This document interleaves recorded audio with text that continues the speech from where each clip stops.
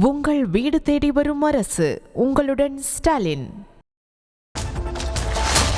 அதிமுக ஆட்சியில் கொண்டுவரப்பட்ட கோதாவரி காவிரி இணைப்பு திட்டத்தை திமுக அரசு கிடப்பில் போட்டுவிட்டதாக எதிர்க்கட்சித் தலைவர் எடப்பாடி பழனிசாமி குற்றம் சாட்டினார். தஞ்சாவூரில் விவசாயிகளுடன் கலந்துரையாடிய அவர், காவிரி கோதாவரி இணைப்பு திட்டம் செயல்பாட்டுக்கு வந்தால் தமிழகத்தில் தண்ணீர் வளம் பெருகி பற்றாக்குறை இருந்திருக்காது என்றும் விவசாயத்திற்கும் தேவையான தண்ணீர் கிடைத்திருக்கும் என்றும் அவர் கூறினார். இதேபோல நடந்தாய் வாழி காவிரி திட்டத்தையும் திமுக அரசு கிடப்பில் போட்டுவிட்டதாக கூறிய அவர், ஆற்று நீர் மாசடைய தடுக்க கொண்டுவரப்பட்ட திட்டத்தையும் செயல்படுத்தாமல் விட்டுவிட்டதாக அவர் குற்றம் சாட்டினார்.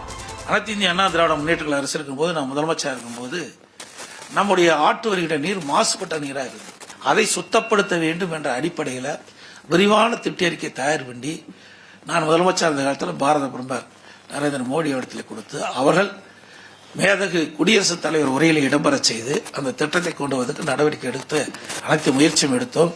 என்னுடைய ஆட்சி மலராத காலத்தில் அந்த திட்டம் கிடப்பில் கிடந்தது. உங்கள் வீடு தேடி வரும் அரசு. உங்களுடன் ஸ்டாலின்.